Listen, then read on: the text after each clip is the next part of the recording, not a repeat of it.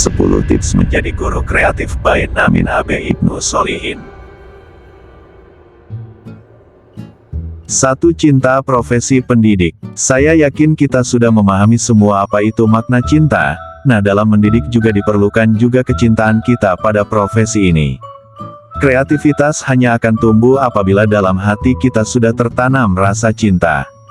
Lihat saja anak-anak muda yang sedang jatuh cinta, maka seketika itu kreativitas tumbuh luar biasa. Ada yang dadakan jadi pencipta puisi, syair, dan lain sebagainya untuk membahagiakan orang yang dicintainya. Itu pun yang saya yakini dalam mendidik. Jika kita sudah cinta pada profesi pendidik, maka apapun akan kita lakukan untuk bisa menghadirkan terbaik buat anak-anak kita. Dengan sendirinya kreativitas itu akan tumbuh. 2. Pribadi pembelajar. Kebanyakan di antara kita setelah lulus kuliah kita berhenti belajar, karena ilmu yang kita miliki terasa sudah cukup. Padahal ilmu pengetahuan terus tumbuh dan berkembang, terkadang anak-anak kita lebih tahu daripada kita. Jadi jika kita ingin jadi guru kreatif, maka tumbuhkanlah dalam pribadi kita sebagai pribadi pembelajar.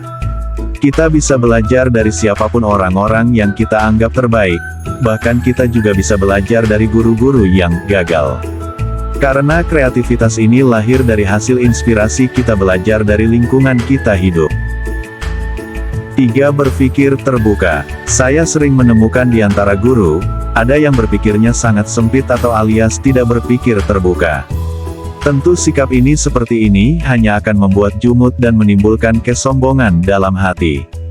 Lahirnya guru kreatif justru lahir dari para guru yang berpikir terbuka, yaitu mau menerima pendapat orang lain, dengan kemajuan zaman, tidak tekstual, dan juga mau menerima gagasan dan pendapat orang lain. Guru kreatif bisa tumbuh dari pribadi yang menyukai tantangan. Pernah kita diminta oleh kepala sekolah untuk membuat sebuah proyek yang menantang, misalkan ada diminta bagaimana Anda bisa menghasilkan sebuah kelas yang selalu bersih dalam 1 bulan. Berturut-turut tanpa ada sampah sedikit pun. Tentu jika Anda pribadi yang menyukai tantangan maka Anda akan mengiyakan tantangan tersebut, kemudian kreativitas Anda pun mulai dikembangkan. Misalkan dengan membuat peraturan di kelas. Membuat reward and punishment yang memotivasi, membuat poster tentang kebersihan, membuat gerakan memungut sampah dan lain sebagainya, yang menunjukkan bahwa Anda cocok disebut guru kreatif. 5. Pandai berkomunikasi. Sebuah gagasan atau ide kreativitas tidak mungkin akan bisa terwujud jika Anda tidak mampu mengkomunikasikannya dengan baik terhadap anak didik Anda. Saya yakin Anda yang pernah kuliah pernah bertemu dengan para profesor hebat. Tapi kok kalau lagi ngajar suka bikin bete, itu tandanya sang profesor tidak mampu mengkomunikasikannya dengan bahasa mahasiswa. Begitupun kita sebagai guru, sehebat apapun kreativitas yang akan kita lakukan tanpa komunikasi yang baik tidak mungkin. Kreativitas itu bisa diterima dan menghasilkan sesuatu yang baik. So, mari kita belajar untuk pandai berkomunikasi. 6. Bersahabat dengan buku. Ini ya bikin saya sedih setiap kali saya mengisi materi motivasi. Saya selalu menanyakan siapa yang 1 bulan ini beli buku minimal 1 saja. Di antara peserta paling-paling hanya 2-3 orang yang mengacungkan tangannya. Padahal peserta sekitar 50 orang. Kejadian ini bukan hanya pada guru, sama juga dengan para anak didiknya, sama-sama jarang beli buku otomatis jarang baca buku.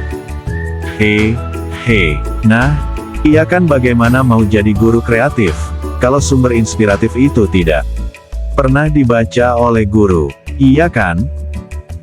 7. Cerdas menggunakan teknologi. Yang ini adalah bagian yang sangat penting, di era digital saat ini.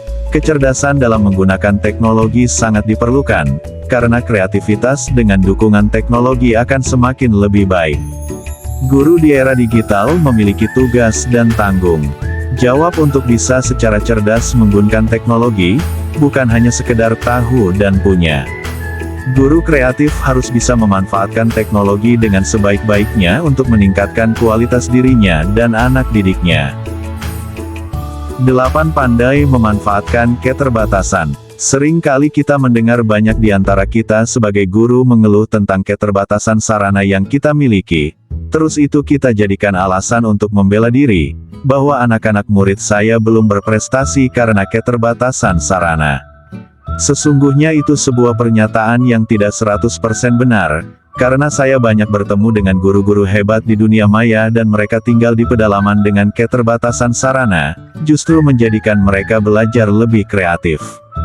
Contoh mereka akan memanfaatkan alam sebagai sumber inspirasi belajar mereka, tentu hal ini hanya bisa lahir dari guru-guru yang kreatif.